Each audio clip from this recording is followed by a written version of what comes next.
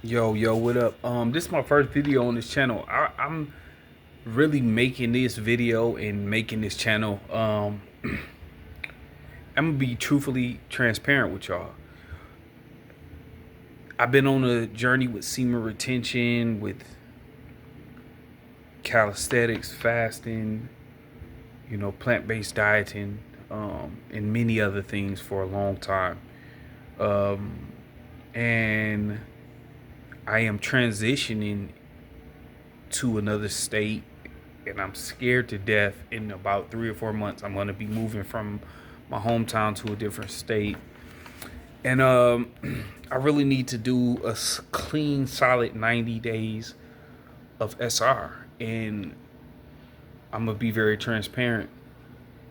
My family, I can't share with them what I'm doing.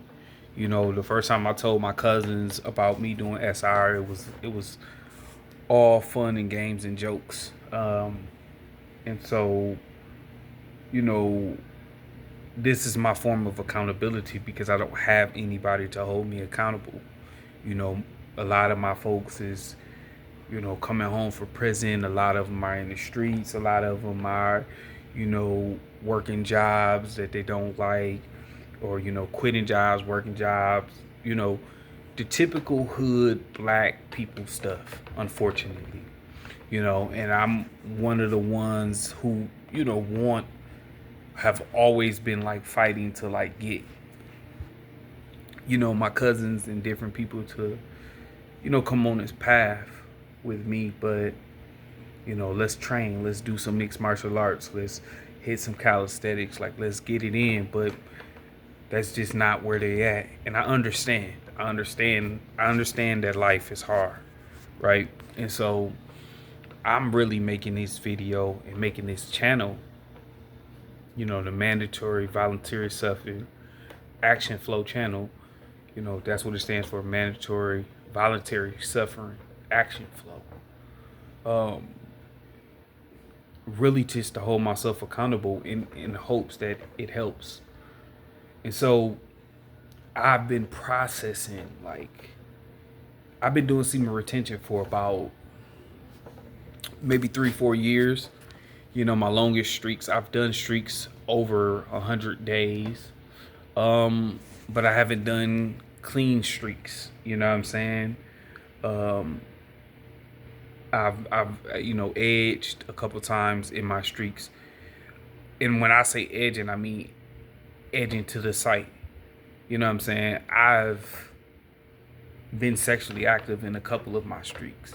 You know what I'm saying? But I just haven't released, right? But to me, edging is more so like it's about the site. You know what I'm saying? Watching the site. And so watching the site for me, you know, um is a form of escapism, man, because getting into my story, I moved back to my hometown about a year ago, and I signed a lease. And like I came to my hometown, back to my hometown without many problems happening in where I was, right? Um, but I came back in hopes that I was going, things had changed, and now we can be kumbaya and do all these great things and become a family and all of that stuff when in terms of like my community and different things like that. And that just wasn't the case. So I ended up signing the lease and being stuck into an apartment for 12 months. And so in the process of doing that, obviously we have coping mechanisms that we use. My coping mechanisms typically is food, sex, or the site. You know what I'm saying? And so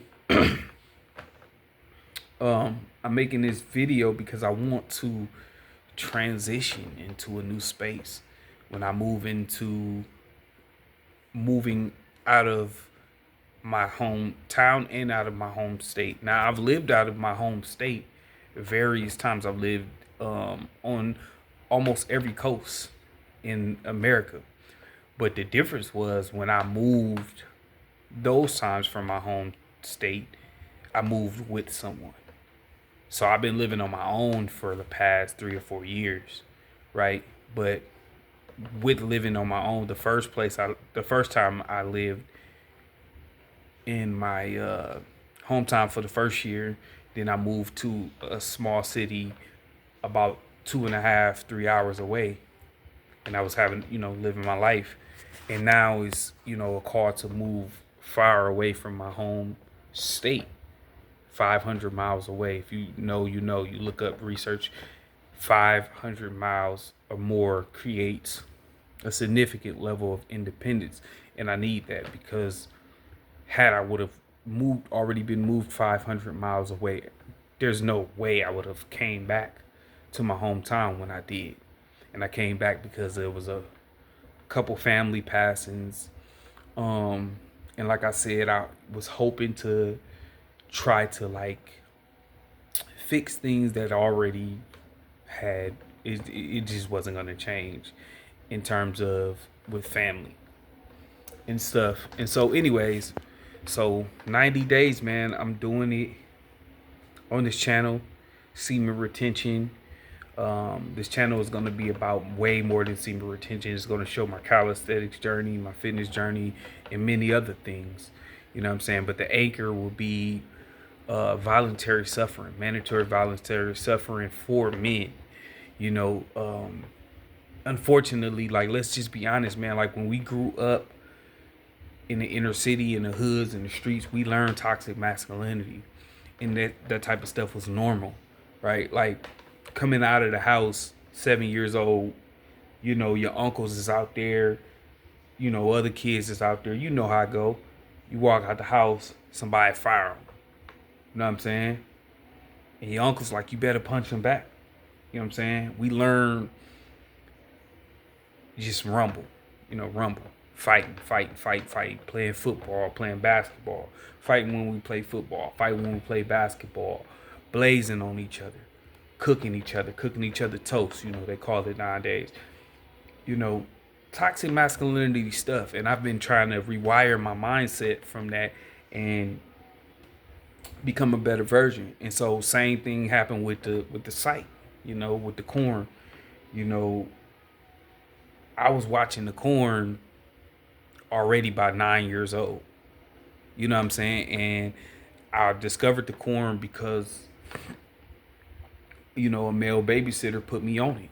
You know what I'm saying? And it was like, yo, look at this. And I seen it and I was like, oh my gosh, this is insane. Right? Same thing with sex, getting it in as kids. That's just, unfortunately what goes on in the inner city, or goes on everywhere, but it's definitely what I was experiencing. And so I've been at war with myself with this type of stuff.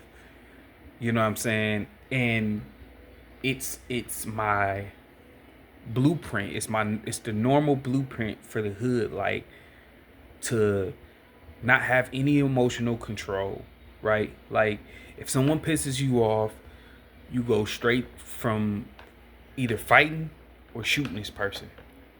You know what I'm saying? It ain't no walking away. It ain't no, you know what I'm saying, being the bigger person. Where I'm from, that's termed as sucker-ish. You know what I'm saying? We don't do none of that. If somebody, you get up on them. You know what I'm saying? And I've always had a problem with that since a shorty. Now, I'm going to be honest. With the sex stuff, whether I thought it was wrong or not, I don't know if I had much of a problem with it because I liked it, right? You know what I'm saying? As a young man, you see a beautiful woman on the screen, or you see all this stuff, and then you experience it for yourself. It feels great. And so, but the problem I've had with it is that it stunted my growth. It stunted my achievements in life, right? When I went out for the football team, I was one of the best. You know what I'm saying? And it's not about that, but I'm just saying I was good enough to do good at football. But because when someone made me upset and I couldn't control myself and I dealt with my emotions like the women, because mostly it was mostly women grooming us, I would always get into fights. And then the coach would say, you can't play on this team anymore. Oh, we have to suspend you from school. You know what I'm saying? I constantly, I got expelled from school for making a guy lose pints of blood. And everybody was like, "Oh, it's so cool, you so." But really, looking back on it, and even in the moment, I didn't want to fight that guy. I just didn't have any self control. I didn't have any recourse for my emotions, right? And I was destroying my life. And so, back to the football situation, same thing. I'm watching the site when I get out of school, so I can't concentrate on that. I'm watching the site after I get into the fight. Now I'm expelled for school. I'm sitting at home. I'm watching the site, or I'm, rolling around looking for girls, right? And so the site and not having a solid framework of masculinity, man, has been detrimental for me. You know what I'm saying? But the problem was, for many, many years, I thought it was normal. Well, it is normal. Everybody thinks it's normal. I got psyched. I got, back when they was tapes, and we had tapes and all that, and CDs and all that. I used to get CDs and stuff from my uncles and my folks and people. We trade in CDs. Oh, you need to borrow this, buy Big Booty Volume 3. Like, that was normal. You know what I'm saying? It was normal for me and my girl cousins to go to, one of the shops and do all that. And so I'm trying to overcome that and become a better version of myself. You know what I'm saying? And so I feel like it's time for me to do a 90-day journey, and be accountable for it, because I usually get to like 33 days or sometimes 16 days, or, maybe 43 days, something like that, where I fold because I'm not accountable to anybody. And that's the another sucky part that's just be a challenge for just men in general. It's like, ain't nobody on our team like that, man. When you really trying to do the right stuff. You know what I'm saying? I'm not saying that people ain't fully on our team, but when you really trying to do that hard, deep internal work, a lot of times you be on your own, man. A lot of the times there is nobody who's gonna hold me accountable. You know what I'm saying? Who's gonna hold me accountable when every man that I know, you know what I'm saying, either coming home from prison, you know what I'm saying, been home from prison, they in the streets, they doing what they doing, they going from job to job, they going from female house to female house. Who gonna hold me accountable? And I love my folks, you know what I'm saying, but this is the reality of the situation that I'm in. And so I'm kind of forced into a situation where I gotta jump on the tube and make some videos just to try to fight to get to the next level. You know what I'm saying? Because I've been excelling, but it seems like I've been stuck, at one point it was like, okay, I did SR so that I can get my first spot. Because if it wasn't for semen retention, I never would have got my first spot. I wouldn't have the discipline to do it.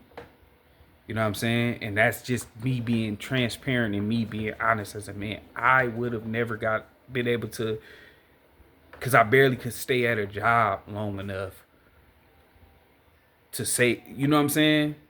Or I would have to be, I always needed a girlfriend. I always had to have a girlfriend, because if I didn't have a girlfriend, I felt vulnerable. I felt unsafe. I felt insecure. You see what I'm saying? And so it wasn't until I started practicing semen retention that I would even have the balls to even stand up for myself, or even have the balls to work, or even have the balls to get a place or get an apartment or whatever the case may be. But now that I've been living by myself for the past 4 years, and it's not even about tangible external things for me. It's about internal, but obviously you want to impact the external things as well. It's like I got to get to the next level. I got to get to the next level of growing. You know what I'm saying? And I want porn. I want the site to not be a part of my life no more. You know what I'm saying? I don't even do it that often anymore. You know what I'm saying? But I'm still indulging in it. You know what I'm saying? And I don't find nothing masculine about that. You get what I'm saying? And so my back is against the wall. This is a desperate ploy for me to fight, man. So if you in that position, man, I wish the best for you, man. I hope, you know what I'm saying, that you get there. Because we deserve it, man. You know what I'm saying? But I also realize, like, in this world, man, it's only but few people that's willing to take this journey. Like, I done showed my folks all type of stuff. Book reading when I wrote my first book. I done talked to them about fasting. I done talked to them about so many things. Calisthenics, boxing, martial arts. There was pullback, but there was never as much pullback as it was to when I mentioned semen retention. They thought it was the most absolute funniest, weirdest. They was like, they flat out was like, we ain't jacking that. We ain't on that type of time. We good, bro. Keep moving with that, G. We not doing none of that. And they wasn't even interested in, like, the idea of getting some yams and not skeeting. They even was like, nah. They was just completely closed-minded on this concept. And in those moments I realized, like, yeah, you know what I'm saying? There's a group of me and my cousins, like, about 16, 17 dudes. You know what I'm saying? And I tell you, maybe 2 of them had any type of interest. And I asked them a question. I said, man, because a couple of them talk about when they went to jail, they kind of did it. And I was like, didn't you feel better? Didn't you have way more energy? Wasn't you way more lively? Didn't you accomplish more? And they like, yep. But I don't care. I ain't with that. You know what I'm saying? And so, soul crushing for me, to be honest with you. But we in the fight, man. Hopefully my tribe is out there. So, yeah, man, this is the first video, day 1, Monday, May 25th. I'm gonna make a video for the 90 days. Even if I relapse, man, I'm gonna jump on here and make a video. You know what I'm saying? And that's what we doing. You know what I'm saying? So salute to everybody out there gaining, man. It's your boy Sean Rock to the AKA Lil Nicky, King Matlet, KML Neek, whatever you want to call me. Salute to everybody out there gaining. Peace.